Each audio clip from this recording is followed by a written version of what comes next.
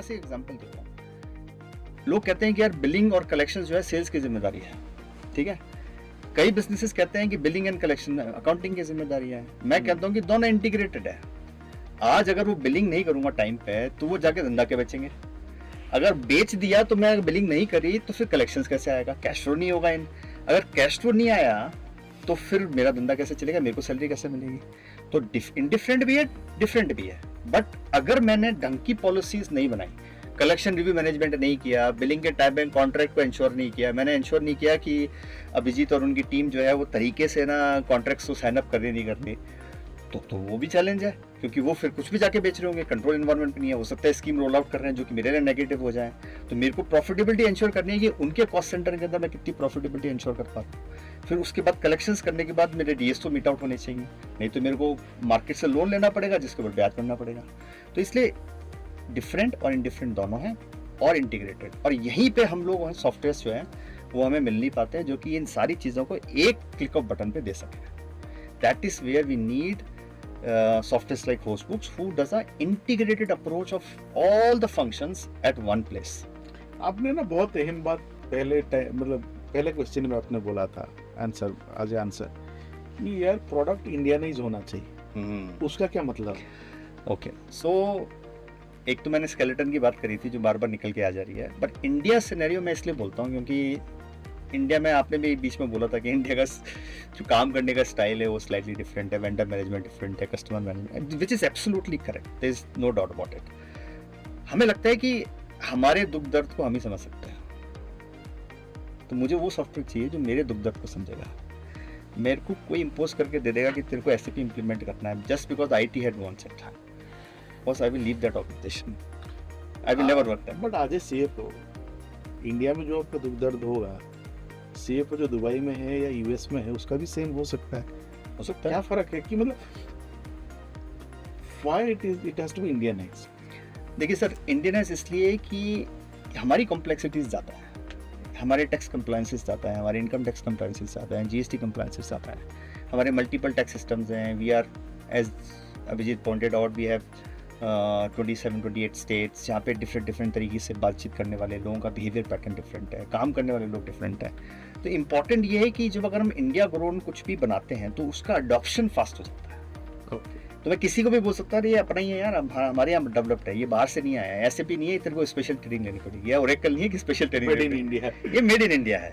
तो वो कहीं ना कहीं एक फीलिंग आती है अच्छा इसको मैं क्विकली अडॉप्ट कर सकता हूँ क्योंकि इसके अंदर ज़्यादा कॉम्प्लेक्सिटीज नहीं होंगी। तो वो मैंने अपनी टीम के अंदर भी देखा है, जब मैंने उनको बताना चालू किया तो they are in pushing me कि सर आप जल्दी से जल्दी इसका इम्प्लीमेंटेशन चालू करो अपनी ऑर्गेनाइजेशन के अंदर। क्लाइंट को तो हम करा ही रहे हैं बट खुद के अंदर भी इसको इम्प्लीमेंटेशन चालू हुआ। अरे क्लाइंट, दूसरा कारण ये भी है कि कंट्री का जो डाइवर्सिटी है वो बहुत इंपॉर्टेंट है कैप्चर करना। India business is unique because of the diversity. इतने सारे अलग अलग जोन्स, रीजन, स्टेट्स है, अलग अलग बिहेवियर है बिजनेस की। Same industry behave differently in different regions and different states. तो वो डाइवर्सिटी को कैप्चर करना बहुत इंपॉर्टेंट है। इंडियनाइज सॉफ्टवेयर होने का कारण ये है कि बिकॉज अगर जो सॉफ्टवेयर बना रहा है उसको भी इंडियन बिजनेस कल्चर की अंडरस्टैंडिंग होनी चाहिए। Absolutely correct. बिकॉज जैसे आप ये बोल रहे थे सर, देखो अकाउंटिंग प्रैक्टिसेस, टैक्सेशन, फाइलिंग, इनके प्रैक्टिसेस कॉमन होते हैं। तो फिर डिफरेंस क्या है? डिफरेंस तो ये है ना, डिफरेंस ये है कि मेरी कस्टमर अलग है, उनकी बिहेवियर अलग है। तो वो जो डाइवर्सिटी है अगर वो आपके सॉफ्टवेयर में कैप्चर नहीं हो रही है, अगर आप उसको समझते ही नहीं हो तब प्रोवाइड कैसे करोगे? First of all you to understand. हमारे यहाँ प्रॉब्लम क्या होता है, देखो जब हम सॉफ्टवेयर की बात करते हैं हम सोचते हैं कि मैंने एज अ सॉफ्टवेयर डेवलपर मैंने प्रोडक्ट बना दिया, उससे कोई फर्क नहीं पड़ता है। That product should be of use to the business. So for that to happen I need to understand the business. मुझे बिजनेस की समझ होनी चाहिए, मैं बिजनेस की जो निटिग्रिटी है, उसकी जो कॉम्प्लेक्सिटी है वो समझ होनी चाहिए। तो अगर कोई इंडियन सॉफ्टवेयर, अगर इंडियन उसके ये है, अगर वो समझते हैं कि बिजनेस की चैलेंजेस क्या है इस कंट्री में, तो I think they can address it. So that's why the Indianise part is very very important because वो लास्ट मिनट जो ट्विगिंग बिजनेस में होती है ना, जो लोकल वेंडर, हर वेंडर अलग अलग है, हर कस्टमर अलग अलग है, इतनी डाइवर्सिटी है, हर इंडस्ट्री अलग अलग है, इतने सारे। If you see this country it's not easy to handle their country, बहुत मुश्किल है यार बिजनेस करना, but so the software has to behave like that. मतलब इसका मतलब है you can not be superficial, you have to go more deeper into the business side. अगर मैन्युफैक्चरिंग में है वहां पे बिल्कुल अंदर तक जाओ। मैंने पहला स्टेटमेंट ये बोला था कि आपका सॉफ्टवेयर बाद में आता है, बिजनेस पहले आता है। तो software has to complement the business, कि बिजनेस होगा तो सब कुछ आएगा। अभी आप ये डिस्कशन कर रहे थे कि एक CFO और एक बिजनेस का बंदा कैसे सिंक में काम करते हैं। बिजनेस का मतलब क्या है? बिजनेस तब होता है जब आपने किसी चीज़ को बेचा, चाहे वो गुड्स हो सर्विस, उसके पैसे वापस, जो पैसे वापस आते हैं, जो कैश वापस आते हैं, उसी में प्रॉफिट होते हैं, उसी में लॉस होते हैं, उसी में एक्सपेंसेस होते हैं। एब्सोल्युटली। वो कैश को हटा दीजिए आप, चैरिटी बन गया ना। फिर मैंने माल बेचा, सर्विस बेचा, पैसे वापस नहीं आए। उस पैसे के अंदर आपकी प्रॉफिट है, उस पैसे के अंदर आपकी लॉस है, उस प्रॉफिट पैसे के अंदर आपके एक्सपेंसेस छुपे हैं जो आपको इनकर करना है। तो how can you segregate the role of a CBO or a CFO or business or finance? They have to work together because finally एक बंदा कस्टमर के पास जा रहा है, पैसा लेके आ रहा है। अगर फाइनेंस का बंदे को उसका पता ही नहीं है, you can't segregate because you cannot segregate cash। हमारे यहाँ पर एक अंडरस्टैंडिंग होता है कि फाइनेंस हेड मतलब जो फाइनेंस हैंडल करता है, कैश हैंडल करता है। And well, knowing Sachin for a long time, I keep on saying this कि बॉस, अगर आप बिजनेस नहीं समझते हो फाइनेंस के बंदे को, आप कैसे मैनेज करोगे? And the other way also. So I think it's a cycle because at the end of the day, finance is the most important, the nucleus of any business. Absolutely. Similarly अगर दादा आप देखोगे कि business में जब आप कोई नया सॉफ्टवेयर लाते हो या कुछ करते हो, वहाँ पे बहुत सारे आपकी रिजर्व बहुत सारे रिसेप्टिव नहीं होते हैं। बहुत सारे काइंड ऑफ आता है कि यार हमारे प्रोसेस को लेंदी करना है। और आपने बहुत सारे एग्जांपल ऐसे भी दिया हुआ है लेटली जब आपने, तो how do you manage all situation और कैसे करेंगे? चलो आपने तो कर लिया, आगे लोग कैसे करेंगे इसको? And what should be their kind of क्या होना चाहिए और क्यों इसकी जरूरत है कि ये सब कुछ होने के बाद भी करना चाहिए? देखिए, बेसिकली जो आप चेंज मैनेजमेंट की बात कर रहे थे ना, लोगों के पास एक नेचुरल रिलैक्टेंस होता है कि हम चेंज करें कि नहीं करें। तो वो लीडरशिप का काम है to understand the requirement of the time. अगर आप टाइम के साथ नहीं बदलोगे तो टाइम आपको बदल देगा, वो कहावत है, ठीक है। तो वो पहले एक फोरसाइटेडनेस होना चाहिए कि बहुत बिजनेस में ये चेंज मुझे चाहिए, and I need to get that kind of environment the business, जहाँ पर विजिबिलिटी हो, जहाँ पर complete on life on the move, मेरे पास सारा डेटा हो, सारा विजिबिलिटी हो, क्लैरिटी हो, इंटर डिपार्टमेंट इंटर फंक्शंस हो, अंडरस्टैंडिंग होनी चाहिए। और इसको जितना जल्दी करेंगे उतना अच्छा है, बिकॉज हमारा एक टेंडेंसी उसको टालते रहो। So it's important that you have to realize कि बहुत सारा चेंज मुझे करना है, इसको मैं 6 महीना और खींचूं, 1 साल और खींचूं, उससे अच्छा मैं अभी करूं। और उसके लिए मेरे को बेसिकली रजिस्टर काम में ऑटोमेशन, बिकॉज ये बहुत इंपॉर्टेंट समझना कि आज के दिन पे अगर आप अपने आप सिस्टम को ऑटोमेट नहीं कर रहे हो तो आपको लग रहा है आप पैसे बचा रहे हो, आप पैसे गवा रहे हो, बिकॉज आपकी एफिशिएंसी लॉस हो रही है, आपकी प्रोडक्टिविटी लॉस हो रही है, ठीक है, और आपकी बिजनेस लॉस हो रही है। वैसे बहुत सारे मिड साइज कंपनीज हैं जिनको मैं जानता हूँ कि जो नई टेक्नोलॉजीज को अडॉप्ट नहीं कर रहे हैं। करेक्ट, मुझे लगता है कि they are losing upon a absolutely. मैं आपको छोटा एग्जांपल दे रहा हूँ। मेरी पिछले कंपनी में when we actually had let's say 1000 plus beauty advisors sitting on the different stores, we have 400 feet on street. अब इस सिचुएशन पे मेरी एक नई प्रोडक्ट, मुझे पता होना चाहिए मेरा प्रोडक्ट सही दुकान में पहुंच रही कि नहीं, सही कैटेगरी सही जगह पे जा रही है कि नहीं विद इन द स्टोर। सो जो सॉफ्टवेयर है that should be able to give me a visibility कि बॉस मेरा स्टॉक सही जगह पे रखा हुआ है क्या, am I in the category, am I in the right place, am I at the eye level, am I getting the right visibility, am I in the right category। वो बहुत इंपॉर्टेंट चीज़ है। वो अगर थ्रू मुझे automation के through visibility मिलता है, I can act, my marketing team, my brand team, my category team, the sales team, everybody can act on those things because these are actionables coming out of that। Correct. मेरा एक बंदा 25 outlet में काम करने जा रहा है and उसमें से मुझे पता चला कि 15 आउटलेट के बाद भाई साहब वहां से गायब हो गया। So I am losing those 10 outlets, that visibility should be there. Similarly गलत आउटलेट में चला जा रहा है, मतलब मेरा स्टॉक वहां फंस रहा है। अब मैं आपको एग्जांपल देता हूँ। समझ लीजिए मैं प्रीमियम कैटेगरी का स्किन केयर प्रोडक्ट बेचता हूँ और मेरी जो ब्रांड स्ट्रेटेजी है, मेरी जो गो टू मार्केट स्ट्रेटेजी है, इसमें क्लियरली बोला गया है कि भाई आप टॉप आउटलेट्स में जाके मेरा स्किन केयर का प्रोडक्ट को प्लेसमेंट कीजिए। मैं देख रहा हूँ या फिर मुझे पता नहीं है शायद, बिकॉज मेरे पास ऑटोमेशन नहीं है, जो सेल्स का बंदा है जो ग्राउंड में काम कर रहा है, he is not a an MBA graduate, तो बिल्कुल बेचारा डिस्ट्रीब्यूटर का सेल्स ग्राउंड लेवल पे काम ग्राउंड लेवल का बंदा काम है। उसका तो मेन ऑब्जेक्टिव होता है कि सेल कैसे बढ़ाया जाए, कितने भी आउटलेट में पॉसिबल आप रखवा दो माल। उस गलत आउटलेट में जाके माल रखवा के आ गया, क्योंकि वो category that might be a very small grocery show, किसी तरह से उसने दुकानदार को समझा के वो माल रखवा दिया। होगा क्या, वो माल it's a premium product has gone stuck into a grocery outlet. 3 महीना वहाँ माल पड़ा रह गया, ना मेरे पैसे वापस है, ना मेरा माल ऑफटेक हुआ, मेरा प्रोडक्ट लॉन्ग हो गया, पुराना हो गया, ऑफटेक नहीं है, धूल पा रहा। सो इम्पॉर्टेंट कि अगर मैं वो ऑटोमेशन रखता हूँ, अगर मेरे पास वो फील्ड फोर्स ऑटोमेशन है, if I am able to track the working of my guys, I can prevent this things. मैं इसको प्रिवेंट कर सकता हूँ, गलत स्टॉक में रखना, गलत कैटेगरी में जाना। इससे क्या होगी, मेरी प्रॉफिटेबिलिटी बढ़ेगी, प्रोडक्टिविटी प्रॉफिटेबिलिटी आती है। मैं ये सोचूंगा कि मैं यहाँ पर यार 2 लाख रुपए बचा ले, पता है एक 2 चीज़ लाख और रुपए होती है। बचाने के चक्कर में मेरा 6 लाख रुपए यहाँ खर्चा हो रहा है। एक चीज और होती है, पता है हम लोग जब आप लोग माल पुश करते हो और जब वो जाके डिस्ट्रीब्यूटर से रिटेलर पे जाता है, तो मैं तो बिलिंग बुक कर लेता हूँ। एब्सोल्युटली, अब बिलिंग बुक करने के ऑफ बाद पता ही नहीं चल रहा आपको, मुझे कैसे ऑफटेक करना पता है। नहीं चल रहा। बिलिंग बुक करने के बाद मैं उस महीने की प्रॉफिटेबिलिटी रिलीज करता हूँ, सब बल्ले बल्ले कर रहे होते हैं, अरे ऐसे नहीं यार, आता है। और पैसा आया 2 ही महीने पता बाद चल रहा है पैसा कब कर रहा हूँ मैं। करेक्ट। तो मेरे को तो अगर ये पता चलेगा कि जब मैं माल पुश करता हूँ जिस महीने, उसके 3 महीने तक मैं ना केवल 60% ऑफटेक करता हूँ, मैं तो 40% का प्रोविजन लेके चलने वाला हूँ। इसका मतलब टैक्स की कंप्लायंस भी अब झेल रहे हैं। अरे पता चला मैं अभी तो मैं एडवांस टैक्स भर रहा हूँ, ईयर एंड में मेरे को लॉस हो रहा है, और वो एडवांस टैक्स के चक्कर में मेरा ब्याज मारा गया, क्योंकि उसके लिए मैंने मार्केट से पैसा उठाया है। तो जीएसटी का आपने भी पे कर लिया। जीएसटी तो चलो ठीक है, वो तो आता है और जाता है, बट इनकम टैक्स के अंदर तो मेरा डायरेक्ट इम्पैक्ट है ना उसका। तो ये सारा चीज सर बेन सर मैं बोल रहा हूँ, बहुत सारा कुछ दर्द भी है इसके अंदर, बस बहुत सारी गलती हमने खुद किया है।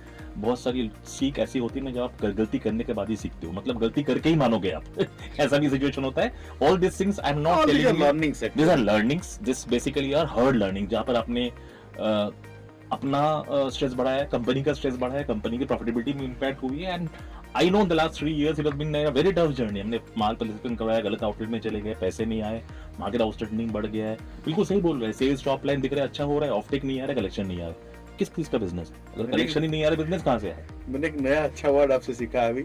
मैंने पहले हर्ड इम्यूनिटी सीखा था, अभी हर्ड लर्निंग सीखा। करेक्ट। तो मतलब ये बहुत ही पेनफुल लर्निंग है, but I believe what he rightly said is that कि software can actually help you.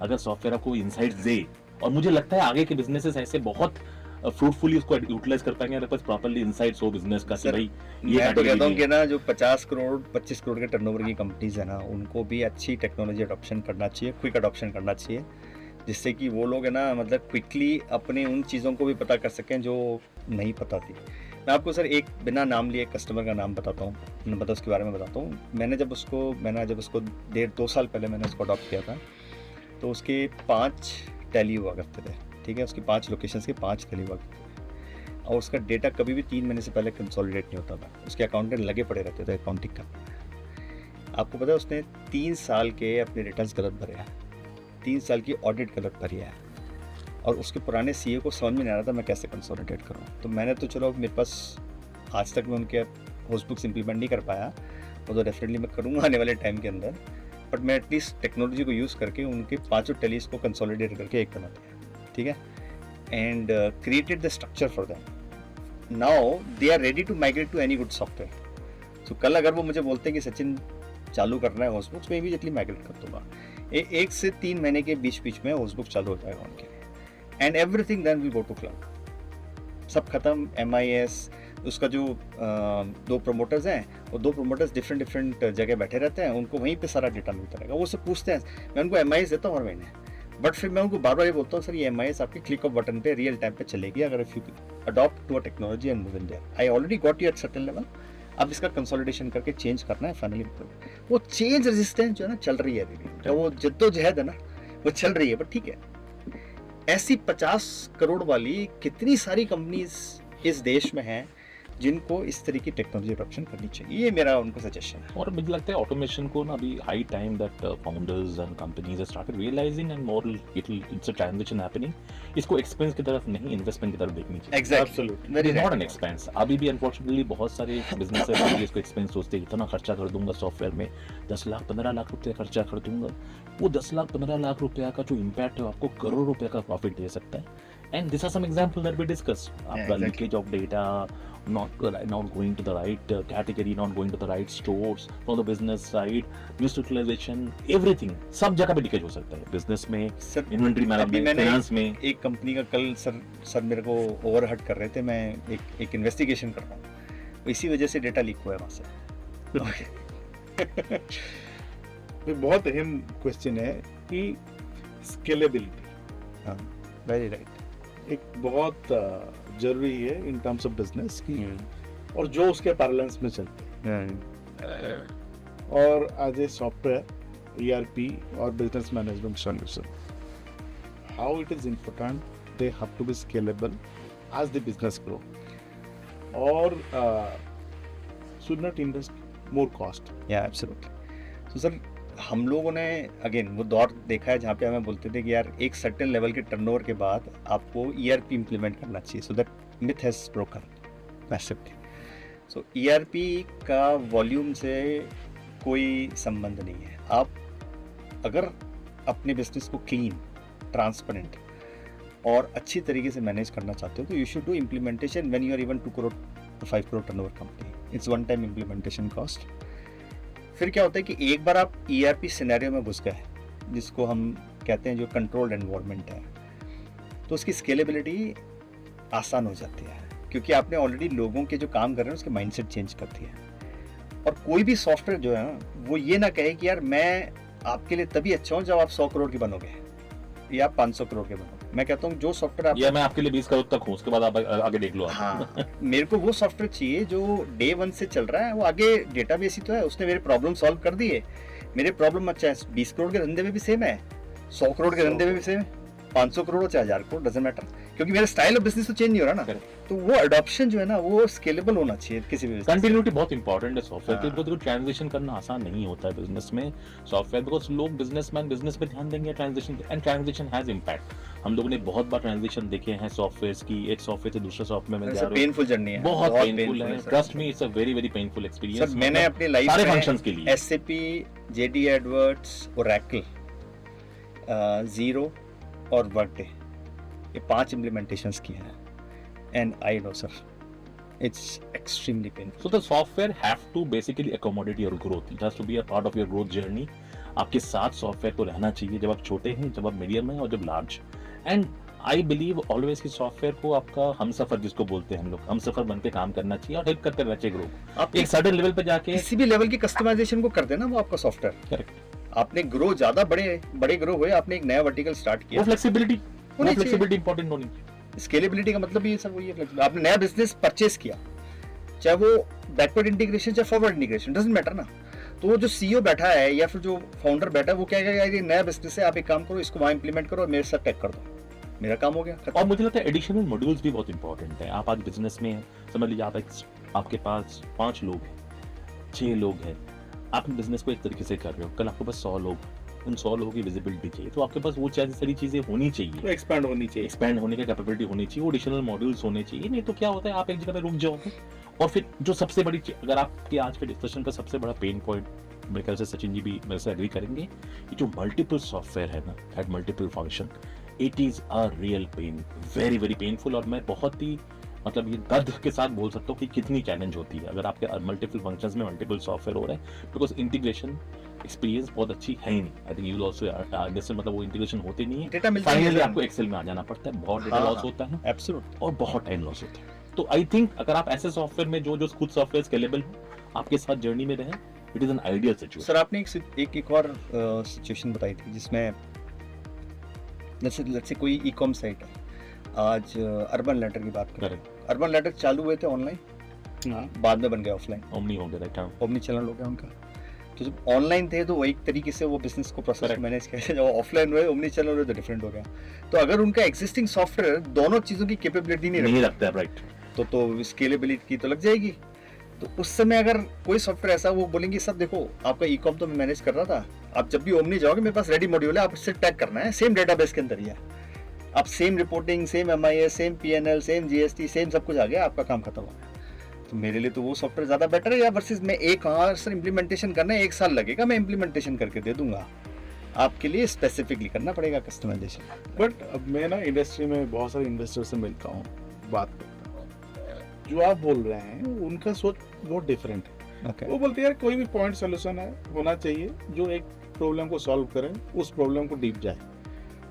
अब आप दोनों बोल रहे हैं कि आप इंडस्ट्री से हो, आप लोग दोनों इंडस्ट्री के अंदर हो, तो इंडस्ट्री से बाहर है.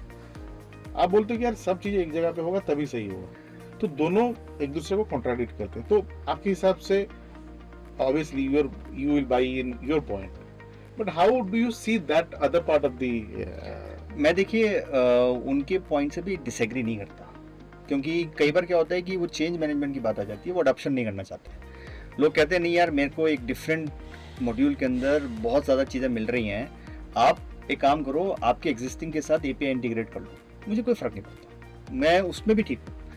जहाँ तक वहाँ उसका डेटा मेरे पास कंसोलिडेट होके आता है, मेरे कंट्रोल एनवायरनमेंट के अंदर आ जाता है, तो मैं ओके हूँ। मैं इस चीज़ के लिए नहीं कह रहा कि आप मेरा मॉड्यूल खरीदो कि सारी चीज़ एक ही जगह लेके जाओ, all eggs in one basket, they may not want, correct, I am fine with that. But कल को मुझे बोलता है नहीं सर उसको अलग सेपरेटली चलेगा, उसका सारा डेटा एक्सेल में आएगा, आप उसको ले लो, फिर मैं आपको एक CSV फाइल दूंगा, वहां से अपलोड कर दो, तो सर नहीं तो सर प्रैक्टिकली ना जो आप बोल रहे हो एपीआई इंटीग्रेशन होता है, और आप हम तो बहुत सारे इम्प्लीमेंटेशन अभी कर चुके हैं। एपीआई इंटीग्रेशन जो है ना 80% और अनसक्सेस पे, क्योंकि हर बंदा ना अपना डाटा को डिफरेंट तरीके से स्टोर करता है। एग्जैक्टली आप कैसे ही बोल सकते हो कि भाई ये पॉइंट सॉल्यूशन है जिसको टाली अडॉप्ट कर लेगा, मैं अडॉप्ट कर लूंगा, एसएपी अडॉप्ट कर लेगा, we should not adopt. Then in that case तो इनएफिशिएंसी चलती रहेंगी ना सर सिस्टम में, तो हाँ बड़ी ये चल ही रही है ना। तो या तो उन लोगों को ये समझ में आ जाना चाहिए कि भाई हम अपना जो कोर बिजनेस है उसको एक तरीके से रखेंगे और जो नॉन कोर एक्टिविटीज है उनको डिफरेंट तरीके से चला सकते हैं। एग्जाम्पल है HR का पैकेज आपको डेफिनेटली रखना, रख लो, कि उसके अंदर मंथ में एक एक्टिविटी आने वाली है, आप उसको रख लो, कोई फर्क नहीं पड़ता, मत HR की बात करो हमसे, बट एटलीस्ट जो कोर एक्टिविटीज है उसका डेटा तो एक ही होना चाहिए। सर अगर मैं HR की बात में जाता हूँ, जैसे अभी बात कर रहे हैं डिस्ट्रीब्यूशन, अगर HR आपकी कोर प्रोडक्ट से बाहर हो गया, how will you track this people? क्योंकि आपका नाम देखो इसमें सचिन मैं छोटा सा ये बोलूंगा जो सर बोल रहे थे basically, let's say if you talk about any HRMS software, उसमें आपकी परफॉर्मेंस असेसमेंट होनी चाहिए। अगर आपका टीम जो काम कर रही है against their KPIs and their KRAs, उसका विजिबिलिटी HR के पास लाइक होनी चाहिए कि क्या हो रहा है, how are they performing against their KPIs and their KRAs and all. ठीक है, ये आप अलग रख सकते हो, बट प्रॉब्लम वही होने वाला है, आपका जो एक्स्ट्रा एफर्ट लगने वाला है, आप डेटा निकाल रहे हो अलग अलग करके, फिर उसको कंपाइल तो ये डिपेंड करता है सचिन कि आप टाइम एंड एफर्ट के बीच में जो ये कंपैरिजन है, जो पैसा और टाइम के बीच में जो कंपैरिजन कैसे कर रहे हो। Absolutely agree, 100% agree with you, there is no disconnect on that. But हम लोग क्या है कि मार्केट में जब जाते हैं, लोगों से मिलते हैं, तो वो जैसे सर ने पॉइंट रेज किया कि वो कहते हैं यार मेरा वो ठीक है, मैं उस पे ओके हूँ, तो मैं उसको मना नहीं कर सकता, मैं उसको कहता हूँ चल ठीक है, if you are happy with that continue with that, CRM तुम्हारा है, चलो चलाओ CRM। आई थिंक जनरली मैंने देखा है कि कोर फंक्शंस को जो सॉफ्टवेयर है उसको एक जगह पे रखते हैं लोग, inventory backend and filing and compliance इसको एक जगह पे रखते हैं, billing and other things which is like a DMS plus generally DMS और SFA एक साथ होता है बिकॉज़ कनेक्टेड एनवायरनमेंट है, एंड आपका HRMS से जनरली सेपरेट है। अब मैंने बेस्ट ऑफ द सिनेरियो जो देखा है एस्टैब्लिश कंपनीज में, companies like Reckitt Benckiser and all those things जहां पर मैच्योर सॉफ्टवेयर यूज होते हैं, नहीं they are not in the same one, तो DMS एंड SFA is under one, HRMS is generally separate and the core functions manufacturing billing and all those things in the कम से कम तीन तो है ही। I think it is still better, what he is saying is still better, मतलब वहां पर at least अगर आप data को प्रॉपर्ली खींच सकते हो अपने सिस्टम पे and you have a visibility which is recently okay, I still believe, because देखो ऐसा कुछ एक होता है ना, बोल रहे हो कि ऐसा लोग क्यों सोचते हैं, तो पीपल आर नॉट अवेयर कि जब मैं कंपनी में था मुझे पता नहीं था कि कोई होस्टबुक जैसे कंपनी है, या उनको भी नहीं पता था इतने ऑप्शंस है कहाँ पर। How many companies can you tell me which would have end-to-end of a solution starting from your financials, your HR में अर्ली अडॉप्शन अगर करा दो ना कंपनीज का, कि जो 25, 30, 50 करोड़ की कंपनी है उसको अर्ली अडॉप्शन करा दे, तो जिस दिन वो 500 करोड़ की बनेगी ना उसको सीमलेस हो जाएगा, उसको पता नहीं चलेगा, उसको चैलेंज ही नहीं है किसी और मॉड्यूल को अडॉप्ट करने का, तो वहां पे वो एडवांटेजेस होता है। बट कि जो ऑलरेडी में but such an easier said than done because they have their all their challenges, the founders also have the challenge, they have to manage the money and they have to prioritize things। तो हमारे लिए तो बोलना आसान है but उनको हजारों चीजें हैंडल करनी पड़ती है। We have to appreciate their point of view because when you are a founder of a company, you are a founder of a company, you know there are so many things you have to prioritize, and having worked with startup founders मुझे पता है उनको कितनी सारी चीजें handle करनी पड़ती है। So it's a question of also awareness कि ऑटोमेशन कितना इंपॉर्टेंट है अर्ली स्टेज में, और धीरे धीरे I think I am very optimistic about the change that is happening specially in the startup economy. लोग इसको लेके पढ़ रहे हैं, लोगों का अवेयरनेस बढ़ गया है, लोग इसको अडॉप्ट कर रहे हैं, एंड एक जो ट्रेडिशनल ये था कि ट्रांजैक्शन को छुपाओ दिखाओ मत, ये जा रही है। That's what I love about the new gen industry, all the startups, they are cash में काम करना है, सब धीरे धीरे खत्म हो रहा है। बहुत अच्छा चेंज है ये, लोग फोकस्ड है ग्रोथ पे, लोग जानते कि ये समय जो मैं निकाल रहा हूँ ट्रांजैक्शन छिपाने के लिए, वो एफर्ट अगर मैं बिजनेस को ग्रो करने में लगाऊंगा बिजनेस ग्रो होगी। This is a beautiful, very welcoming change that I am seeing, and I think it's a very optimistic things to happen and मुझे लगता है जैसे ऐसे इस तरह के सॉफ्टवेयर जो बुक जैसे सॉफ्टवेयर की अवेयरनेस बढ़ेगी ना, I am sure adoption will also increase. Sir मेरे कस्टमर्स बोलते हैं कि भैया मेरे को 20 तारीख को जीएसटी पे नहीं करना, मेरा 7 तारीख को जीएसटी 7 तारीख को पे करो, राइट? हाँ, नया वाला कहते मंथली एडवांस टैक्स पे कर दो, आपको नंबर पता है ना, पे कर दो, डजंट मैटर, मेरे बैंक में तो रखा हो, वो तो है तो सरकार का, वहां दे दो। कैश की ट्रांजैक्शन मिनिमलिस्टिक और निल। तो लोग जो जॉब से आए बिजनेस में उनको तो ऐसा रहता है कि यार इनकम टैक्स मैंने देता था पहले, मैंने जॉब में, इससे अच्छा यहाँ पर भी दे दो पहले ना। तो एक साथ ये नहीं लगता। नहीं सर, लोग ना बिजनेस करने के लिए तरफ फोकस कर रहे हैं। कंप्लायंस जो है, नॉन कंप्लायंट होकर तो बिजनेस नहीं कर सकते करंट सिनेरियो में। और लोग ये समझ रहे हैं कि जैसे हमारे से फाउंडर समझ रहे हैं कि यार जो फोकस हम टैक्स इनकैपेबिलिटीज से मैनेज करते थे या जो स्पेंड कर देते हैं उसको बिजनेस में लगाते हैं ना, ये सब चीजें तो हो जाने चाहिए। बिल्कुल बिल्कुल, भाई 10 दिन वेरी वेलकमिंग चेंज, बहुत अच्छा चेंज ये हुआ है, खास करके लास्ट 5-6 साल पे ये मैसिव ट्रांजिशन हो रहा है। तो मुझे लगता है सचिन आप जो बोल रहे हो no, I think it is going to happen very soon. I think awareness from the companies are also very required, मतलब the option should be very very clearly visible, ठीक है, कि भाई ये ऑप्शंस भी है। ये तो क्या होता, हम लोग मतलब आज से 10 साल पहले हम लोग को बस पता था कि इतने ही सॉफ्टवेयर है यहाँ पर, इतने सॉफ्टवेयर है नीचे, बस इतना ही है, इसी में चलाना पड़ेगा। एक चीज और है जो इम्पोर्टेंट है, जो आपके लिए है सर बेसिकली, कि किसी भी तरीके से मुझे लगता है कि कोई भी टेक्नोलॉजी को हमें वैल्यू प्रोपोजिशन पे सेल करना चाहिए। करेक्ट, बिल्कुल। We should not sell on the price point, that brings down the overall value of the organization and it also brings down the value of what they are going to get it. So मतलब that is where because you can not put a price tag on the problem. या उस problem की value क्या आपको पता नहीं है, right? अगर मेरा क्रिटिकल फंक्शंस मिसिंग है और मेरा जो लॉस हो रहा है उसको वैल्यू में कैसे तोड़ोगे? आपको पता नहीं क्या लॉस हो रहा है। जो आपको मैं एग्जांपल दे रहा था कि समझ लो आज मेरी सेल लॉस हो रही है because of improper management of inventory, what is the loss value? It can be in crores, it can be in crores. So it is, I completely agree. आपको पहले इसकी वैल्यू प्रोपोजिशन दिखानी पड़ती है, मेरी बेनिफिट स्टेटमेंट क्या है and what am I solving, because the cost is the cost of the problem and not the cost of the software. वो सॉफ्टवेयर इतनी जल्दी अडॉप्शन हो जाएगा फिर। हाँ, वो गलती जो आप कर रहे हो उसकी क्या कॉस्ट है, वो एक्चुअल कॉस्ट है, करेक्ट। सॉफ्टवेयर की कॉस्ट नहीं है। आपको दिखाना पड़ेगा कि बॉस ये आपका जो लीकेज हो रहा है, ये आपकी जो गलती हो रही है, यहाँ से इतनी लॉस हो रही है, this is your cost, my software is actually coming free of cost. या एब्सोल्यूट। सो ये आपके लिए लास्ट क्वेश्चन है, तो मैं पूछ रहा था कि हमने मोटा मोटी 30-40 जगह पे साथ में काम किए हैं, you have mentored us a lot, दादा आल्सो। आपने मेरे को कुछ नंबर से ऐसे ऑफलाइन फेंका था कि भाई सो अगर आप देखो कोई भी एक एवरेज ले लो कि wherever we have implemented together, bottom line में क्या इम्पैक्ट आया है, आप भी और आप भी? देखिए मुझे जो, मैं सीएफओ में तो क्लियर नंबर्स की बात करता हूँ। हाँ, नंबर ही चाहिए। मुझे लगता है कि ना किसी भी ऑर्गेनाइजेशन जिसमें आप एक ईआरपी एनवायरनमेंट क्रिएट करते हो, so comfortably 40 to 50% of the employee cost can be saved. Okay, so finance functions में वेरी कैटेगरिकली क्लियर, क्योंकि वहाँ पे आज के डेट पे मैनुअल काम बहुत होता है, specially on the accounting entry side and compliance side, जो कि सब ऑटोमेट हो जाता है। और दूसरा with your OCR software integration and all that, हम लोग वेंडर मैनेजमेंट को भी बहुत एफिशिएंट बना सकते हैं और वेंडर्स की डेटा को ऑनलाइन अपलोड करके वहीं से हमें डेटा एक्सट्रैक्शन करके और अकाउंटिंग एंट्रीज को पास ऑन कर सकते हैं। तो मुझे लगता है कि किसी ऑर्गेनाइजेशन में, एक जो मिड साइज ऑर्गेनाइजेशन है जिसका 5 करोड़ 10 करोड़ का टर्नओवर है, अगर वो 5 या 6 अकाउंटेंट्स के साथ काम कर रहे हैं, जिसके अंदर कंप्लायंस का बंदा अलग है, अकाउंटेंट अलग है, या एमआईएस का बंदा अलग है, या हो सकता है 2 या 3 लोगों के साथ काम कर रहे हैं, तो वहाँ पे उनको ये 2 या 3 लोगों की जगह ख़त्म हो जाती है। You can manage with 1 person also or 2 persons also. So that is where I feel कि 40 to 50% employee cost is one side. Secondly, the cost of managing the whole business and the timely getting the information actually enhances the business value. तो आप कोई भी action जो है वो quickly ले पाते हो, उसके अंदर प्रॉफिटेबिलिटी ईजिली आपकी एक 10 to 15% बढ़ सकता है।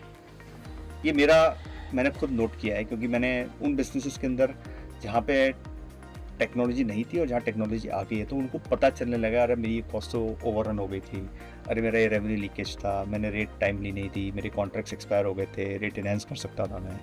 तो वो सारी चीज़ें अर्ली अडॉप्शन हो जाता है और वो अर्ली अडॉप्शन से you can start saving lot of money. तो दैट्स माय आइडिया. दादा तो मेरे ख्याल से इसका अलग अलग इम्पैक्ट है. एक तो है कि डिपेंड करता है कौन सा फंक्शंस के लिए है. If you talk about finance, as you rightly said, or so there are a lot of manpower costs that can be saved. The proper visibility can actually prevent a lot of leakage, which actually impacts your bottom line, your P&L.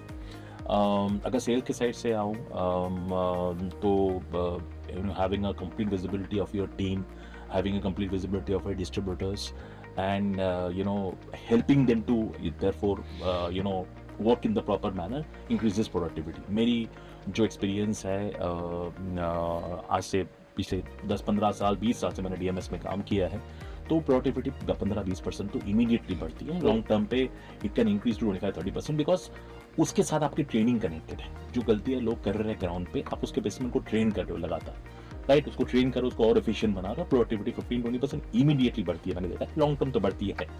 अगर आप मैं inventory management की बात करूँ तो inventory management में बहुत important चीज़ है दोनों तरीके से, टॉप लाइन और बॉटम लाइन.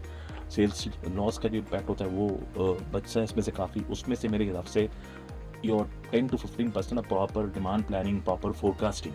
अगर आप प्रॉपरली फोरकास्टिंग कर रहे हो, प्रॉपरली डिमांड प्लानिंग कर रहे हो और प्रॉपरली इन्वेंट्री को मैनेज कर रहे हो, अगर आपके पास प्रॉपरली अलर्ट्स आ रहे हैं कि आपकी ये स्टॉक्स कम हो गए, आपके ये ज़्यादा हो गए, या आपके ऑलमोस्ट अबाउट टू एक्सपायर है, you can take actions. That impacts your bottom line big times and also increase your, अगर जो सेल्स लॉस को प्रिवेंट कर सकते हो, बिकॉज अगर आपके पास ऑर्डर रिप्लेनिशमेंट है इन्वेंट्री मैनेजमेंट में, then you can actually place the order automatically. That also prevent the sales loss. That also I think 10-15%. मेरी जो हाउसबुक के साथ जर्नी रही है पिछले 6-7 महीने में, जितने भी कंपनीज में मैंने अभी तक उन्होंने इंटरैक्ट किया है, I think I have seen significant improvement in top line and bottom line both.